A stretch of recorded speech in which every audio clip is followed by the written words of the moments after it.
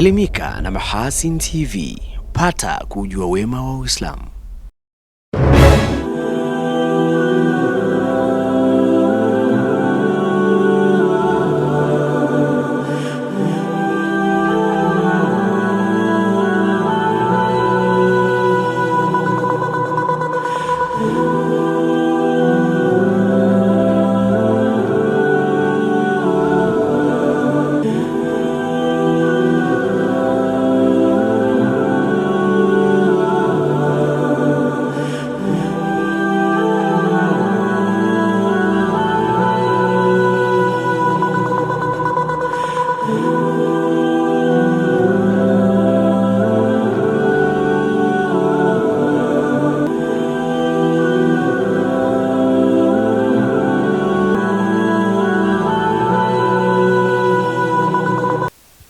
Assalamu alaikum wa rahmatullahi wa barakatuh. Habari za wakati huu mtazamaji wa Mahasin TV popote pale ulipo. Karibu sasa katika kapu la habari. Mimi ni Hilal Sefu Yami, nitakusomea habari za kitaifa. Na katika habari za kimataifa utakuwa naye Saadi Suleiman. Awali ya yote tunaangazia muhtasari wake. Semina za ndoa zahimizwa kuwa endelevu kuondokana na wimbi la talaka. Shirika la biashara Zanzibar ZSTC yagawa miche ya mikarafuu kwa wakulima mkoa wa Kusini Pemba. Katika habari za kimataifa, mfululizo wa mashambulizi ya anga ya Israeli yamewaua takribani watu zaidi ya 25 katika eneo linalodhibitiwa na Hamas.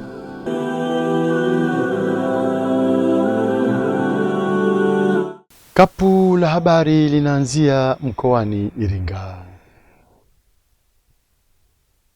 Katika kukabiliana na wimbi la talaka zinazopelekea ndoa nyingi kuvunjika, Baraza Kuu la Wanawake wa Kiislamu Tanzania katika manispaa ya Iringa limewakutanisha wanandoa na wanaotaraji kuingia katika ndoa kwenye semina ya siku moja iliyolenga kuweka ustawi wa ndoa na jamii kwa ujumla wake. Hii hapa ni taarifa yake Ramadhani Yahya.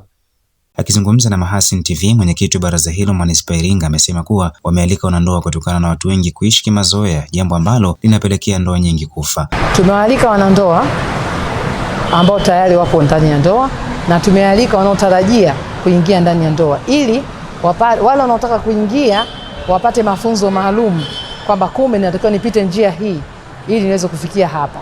Na wale waliokuwa katika ndani, kuna vitu vingi sana katika manispaa yetu sasa hivi ya Iringa, hasa katika ndoa zetu. Kumekuwa kuna vitu vingi sana, mume anaishi na mke wake kimazoea na mke anaishi na mume wake kimazoea. Kuna vitu sana tunaviruka na kuvipuuza. Kwa hiyo ili kuweza kuimarisha, kuondosha ile athari zinazoendelea za mmomonyoko wa ndoa za Kiislamu ndani na nje ya mkoa wetu. Aidha, mlezi wa kamati ya kuendeleza Uislamu mkoa wa Iringa ambaye pia ni imamu mkuu wa Masjid Hidayah amesema kuwa jambo hilo linafaa kuigwa na watu wengine kwa sababu linaleta manufaa kwa jamii ya Kiislamu. Hao ndugu zetu akina dada wa baraza wanafanya kitu ambacho kwa kweli kama kitafanywa na watu wa aina mbalimbali kinaweza kuleta matokeo mazuri, kwa sababu moja kwa moja tunaigusa jamii ya Kiislamu. Na msingi mkubwa wa jamii ya Kiislamu ni unaanza kwa wanandoa. Ndani ya ndoa ndio taasisi kubwa ambayo inashughulika na kutengeneza jamii popote pale duniani. Ndoa ndio inayotengeneza jamii. Kwa upande wake, mstahiki meya wa manispaa Iringa Mheshimiwa Ibrahim Gwada amekiri kuwepo kwa migogoro mingi ya ndoa katika manispaa yake na kuziomba taasisi mbalimbali za kidini ziwe zinaandaa mapema mafunzo ya ndoa kabla wahusika hawajaingia katika ibada hiyo muhimu. Vitu ambavyo wanazungumza kwanza vilipaswa kuwa vinazungumzwa kabla ya vijana au wale wanaoingia kwenye ndoa kuingia kwenye ndoa yenyewe. Kwa cha kwanza ambacho nimekiona ni kama jambo ambalo linafanyika lakini limechelewa. Lilipaswa kuwa tayari limeanza kufanyika. Migogoro ya ndoa imekuwa mingi sana. Kwanza kwenye vyombo vya kisheria, kwa mfano ukienda dawati, ukija pale kwenye ofisi zetu za halmashauri kwa maana ya ustawi wa jamii, unakutana na machangamoto nyingi sana za ndoa. Lakini pia ukienda baraza kwa maana baraza kuu la Uislamu, hapo ukiuliza changamoto nyingi sana za ndoa. Changamoto nyingi sana zimetokea kwa sababu ya watu kutokuwa na uelewa wa masuala ambayo yanahusu ndoa. Miongoni mwa wanandoa waliohudhuria wameeleza namna walivyonufaika na kongamano hilo. Lengo la kufika katika semina hii kama ulivyoniuliza ni kuupdate ndoa yangu, kwa sababu si kwamba kila mtu akilifanya jambo huwa anajua kwa undani au anajua sana, bali unapokuja katika semina kama hizi ndipo pale ambapo unaweza kupata vitu mbalimbali vinakusaidia katika maisha yako ya ndoa. Bado mahudhurio ya kina baba yamekuwa machache. Wajitahidi hata kama wana kazi kutoa muda wao kwa siku moja tu kuja kuhudhuria kongamano kama hili. Yaani italeta afya katika ndoa. Ili wanaume wafikie kwa wingi, nafikiri tu ndo kuhamasishana, kwa sababu ndoa zetu yani sasa hivi hapana, zimeoza. Nikiripoti kutoka hapa mkoani Iringa, mimi ni Ramadhani Yahya wa Mahasin TV. Serikali imeunda timu maalum kwa ajili ya kutathmini mafuriko yaliyotokea katika kata ya Katubuka mkoani Kigoma na kusababisha nyumba 148 kuharibika pamoja na kufungwa kwa barabara inayoelekea uwanja wa ndege wa Kigoma. Hayo yamesema bungeni jijini Dodoma na waziri wa nchi ofisi ya waziri mkuu, sera, bunge na uratibu William Lukuvi, baada ya mbunge wa Kigoma mjini Kilumbe Ngenda kuliomba bunge kusitisha shughuli zake kujadili athari zilizotokana na mafuriko hayo yanayotokana na mvua zinazoendelea kunyesha. Mbunge huyo kupitia kanuni ya 54 aliliomba bunge kuahirisha shughuli zake na kujadili jambo la dharura lililotokea jimboni kwake.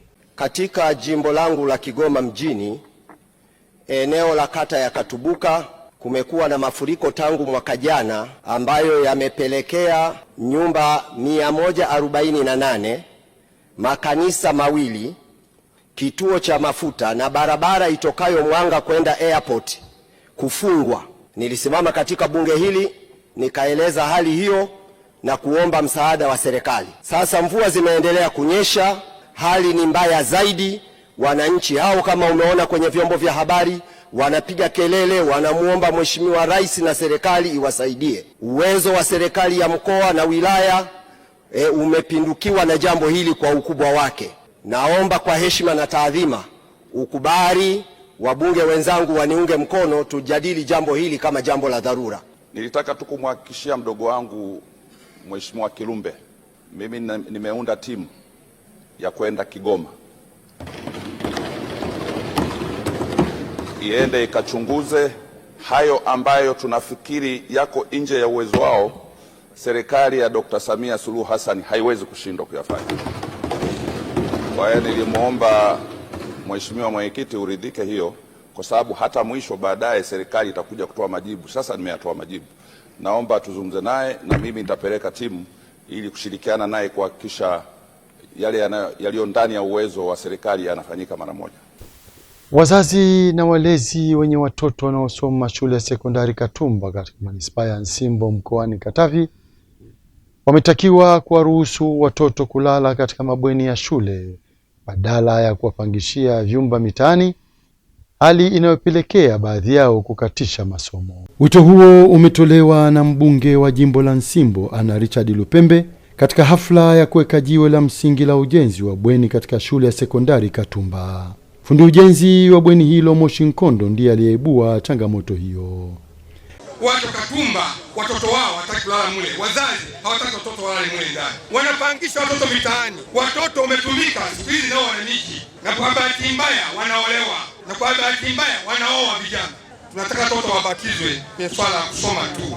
Naomba Mheshimiwa mbunge uambie watu wa Katumba uwasii watoto waende bweni. Asante sana. Anasema mkandarasi ni sahihi kabisa. Watoto ili aweze kusoma vizuri mpeleke bwenini. Akirudi nyumbani, we mama utampa majukumu makubwa, atashindwa kufanya majukumu na kusoma. Kiwa bwenini atapata muda wa kusoma na kujifundisha na wenzake, na vile vile ule usiku kwenye preparation walimu wanakuwepo, wanaendelea kuwasaidia.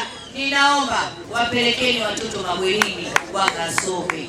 Aidha, akisikiliza kero za wananchi wa kijiji cha Ivungwe, wananchi hao wameiomba serikali kuwajengea zahanati kijijini hapo ili kuondokana na changamoto ya kutembea umbali mrefu kufuata huduma za matibabu vijiji vya jirani. Swala ambalo linasisitiza zaidi ni zahanati. Zahanati ni huduma muhimu kwa binadamu. Kwa kweli Wimbi hatuna zahanati. Ni Wimbi? Hatuna zahanati kabisa. Sasa unajikuta labda kwa mfano mama hasa kwa akina mama wajawazito. Mimba haipigagi hodi kama nimeingia leo au nitazaliwa lini. Inashtukiza. Sasa ukimchelewesha mama mjamzito kwenda kujifungua, akimara kujifungua jiani, unaona matatizo, daktari anakuambia ni fine. Sasa nilijua atajifungua saa ngapi na muda gani? Wote kuombe kwa mheshimiwa kile chetu kisikie na sisi iwe tupate zahanati ili kuikwenda ni mbali.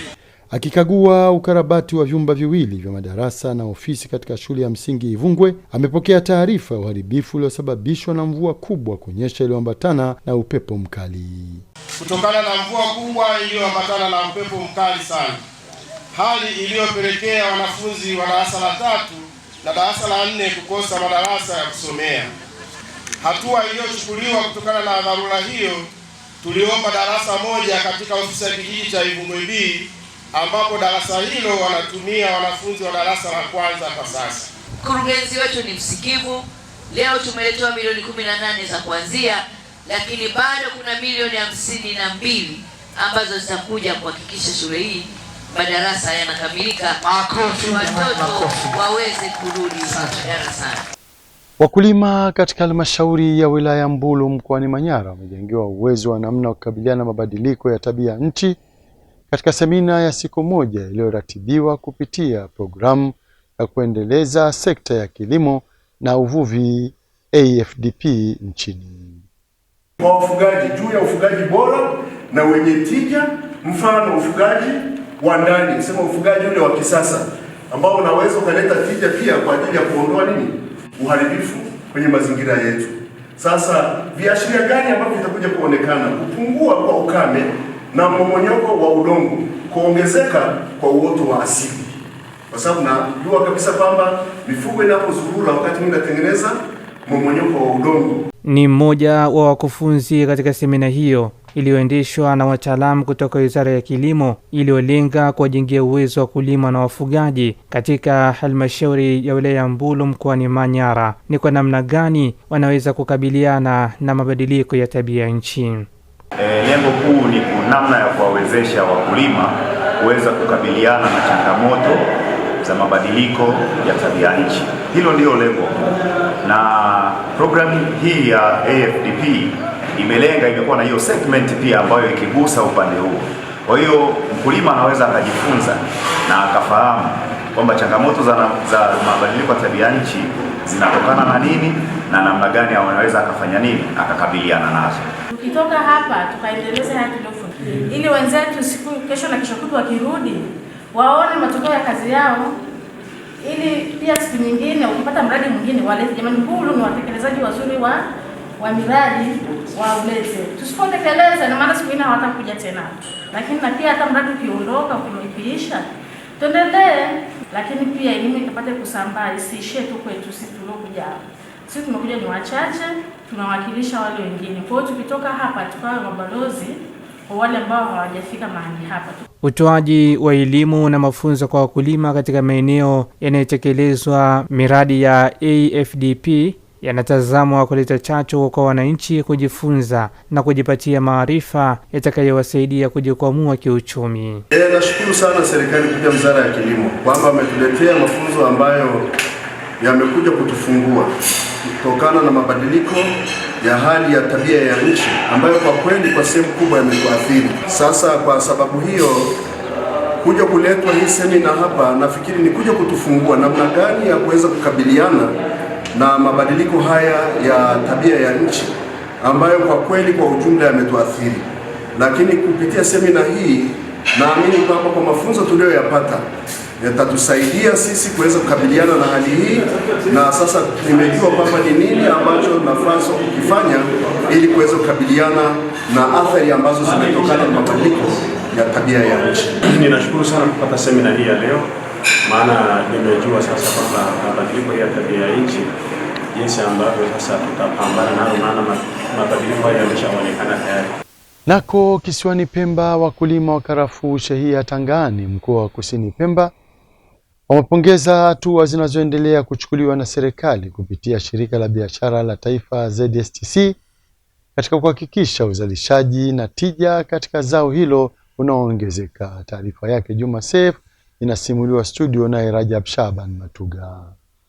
Pongezi hizo za wakulima wa karafuu zimetolewa badala ya zoezi la ugawaji wa miche ya mikarafuu iliyotolewa na shirika la biashara la taifa ZSTC kwa mashirikiano na Wizara ya Kilimo. Projekti hii aliyoiandaa ambayo kwa mzuri, ambayo kwa miaka ya nyuma ilikuwa si hatuipati fursa kama hii kama wakulima. Leo kama mawaziri wakaja kutusia, wakashuka mpaka chini, wakajua changamoto zetu, wakajua wananchi wana shida gani, wakajua wananchi wahitaji nini. Kwa kweli mashallah, hili ni swala moja kubwa na tutachukulia kwa ni swala zuri kwa Mheshimiwa Rais. Kama mimi basi naahidi kwamba haya masuala tutashughulikia na tutakwenda vizuri. Na wao waweze kuja kama hivi tunavyokuja leo, kama tulivyosajilishwa na mheshimiwa. Kwa hiyo na wao waingie kwenye hili jambo ambalo litatufanikisha sisi na serikali yetu na vizazi vyetu vijavyo. Akiongoza zoezi hilo, Waziri wa Kilimo, Umwagiliaji na Mifugo Zanzibar Shamata Shame Khamis amelitaka shirika na wizara kuwa karibu na wakulima kuhakikisha miche iliyogaiwa inatunzwa ili kufikia lengo la kuongeza uzalishaji wa karafuu.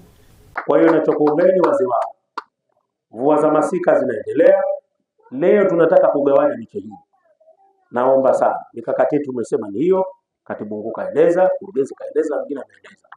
Niwaombe sana, tumekuja hapa leo, dhamira yetu ni kugawanya miche hii. Lakini hatukuja kuingia kwenye records ya kwamba tumegawa miche mingi ya karafuu. Tumekuja tunataka tuingie kwenye records ya kwamba kiwango cha msimu wa mwaka 2025 miche iliyogaiwa ni kiwango hicho hapo kimetajwa zaidi ya 80,000, lakini yaliyo survive ni asilimia takribani tuseme 100, lakini asilimia 90. Mkurugenzi uendeshaji wa ZSTC Sudi Saidi Ali ameeleza juhudi kubwa zinazoendelea kuchukuliwa na shirika hilo kuhakikisha miche mingi zaidi ya karafuu inazalishwa na kugaiwa kwa wananchi ili kuongeza uzalishaji wa karafuu. Kwa hiyo tumesema kwamba hapa tuje at least tuone ushuhuda, vile vile iwe ni kama motivation kwa wakulima wengine ambao wako tayari kuiga mfano kama waliofanya wenzetu watangani, basi tuendelee nao. Nafikiri ukipita hivi vitabu sasa hivi utaangalia miche mingi utakayoikuta basi ni mikarafuu kuliko miche mingine. Kwa hiyo juhudi kubwa sana inafanyika kupitia wizara yako, lakini tukasema tushirikiane hizi nguvu za pamoja ili kuona kwamba tunafikia lengo na la nchi na la serikali ili kuona kwamba tunaenda kuongeza uzalishaji. Mpango huu kama tutaunga mkono, basi nao utafikisha pale ambapo tutataka kufika, kwa maana kwamba tutakuwa na mikarafuu sasa, sio miche ya kutosha, ili zao hili liendelee kuwa zao kuu la hapa Zanzibar. Naam, kwa taarifa hiyo kutoka kisiwani Pemba ndo kunahitimisha kapu la habari kwa habari za kitaifa. Tupate mapumziko mafupi na kisha tarejea hapa kuangazia habari za kimataifa. Hii ni Mahasin TV, pata kujua wema wa Uislamu. Mahasin TV, channel namba 455 katika kingamuzi cha Azam.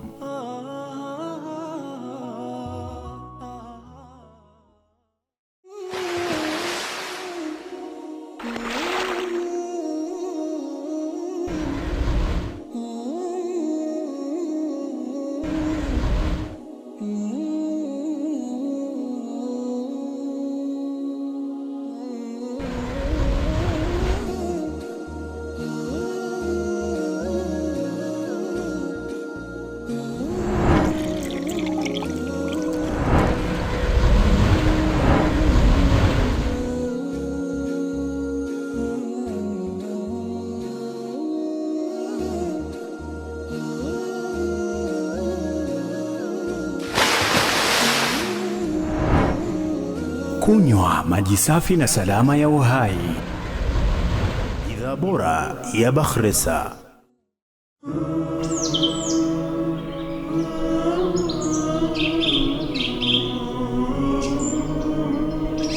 Mahasin TV, pata kujua wema wa Uislamu.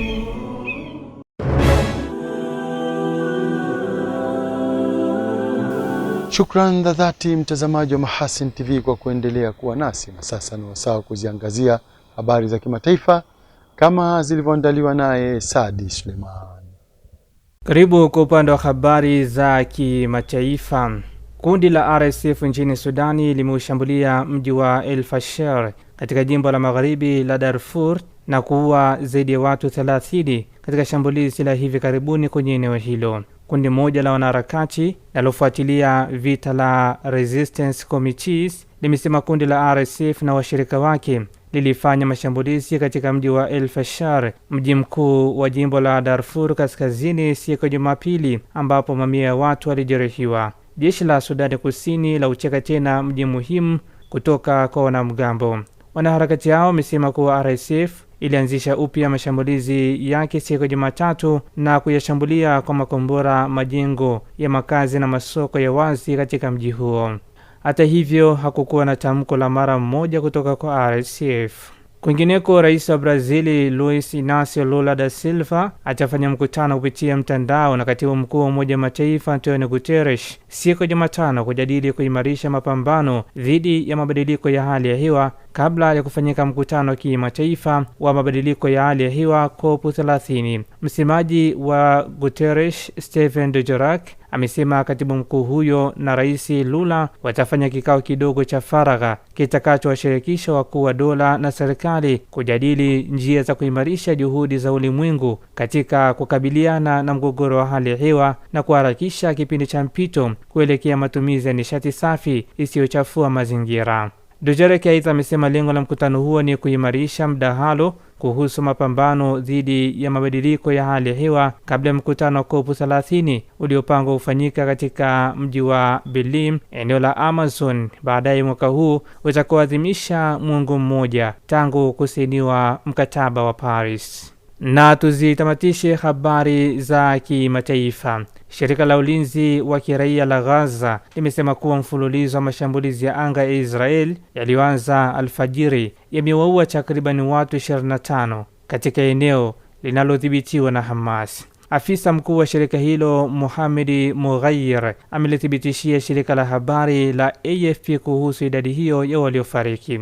Mughayir ameongeza kuwa watu 9 waliuawa na wengine walijeruhiwa wakati shambulizi lilipoilenga nyumba moja katikati mwa mji wa kusini wa Khan Yunus. Watu 6 wengine bado wamekwama chini ya vifusi. Mughayir pia amesema watu wengine 9 wameuawa katika mashambulizi tofauti dhidi ya kambi ya wakimbizi ya Jabalia kaskazini mwa Gaza, ikiwa ni pamoja na wengine 5 wakati hema la watu waliopoteza makazi lilipolengwa. Jeshi la Israel halikutoa tamko la haraka kuhusu mashambulizi hayo ya hivi karibuni zaidi tangu kuvunjika kwa makubaliano ya kusitisha mapigano na Hamas. Jeshi hilo limefanya mashambulizi makali katika ukanda wa Gaza. Saad Suleiman, Mahasin TV. Shukran Saad Suleiman kwa habari za kimataifa. Na kabla tujahitimisha kapu letu la habari, tujikumbushe miongoni mwa habari tulizokuwa nazo hii leo. Semina za ndoa zahimizwa kuwa endelevu kuondokana na wimbi la talaka. Shirika la biashara Zanzibar ZSTC yagawa miche ya mikarafuu kwa wakulima mkoa wa Kusini Pemba.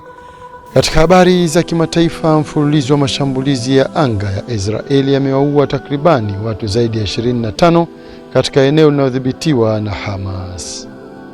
Na kufikia hapo ndo tunahitimisha kapu la habari. Inshallah para majali wake Maulana, ungana nasi hapo kesho muda na wakati kama huu. Kwa niaba ya wenzangu wote waliofanikisha kuletea kapu la habari, mimi Hilal Sefriami nikusomea habari za kitaifa, na katika habari za kimataifa ulikuwa naye Saadi Suleiman. Nikutakie utazamaji mwema wa vipindi mbalimbali vinavyoendelea hapa Mahasin TV. Pata kujua wema wa Uislamu. Billahi taufik. Wassalamu alaikum wa rahmatullahi wa barakatuh. Asante na kwaheri.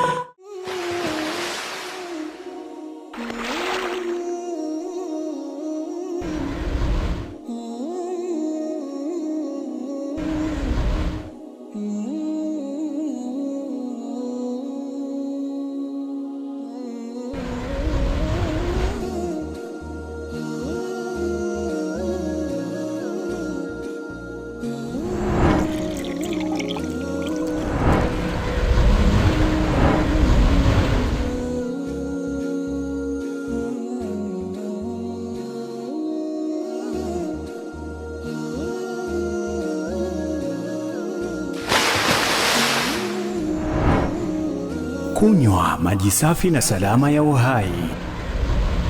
Bidhaa bora ya Bakhresa.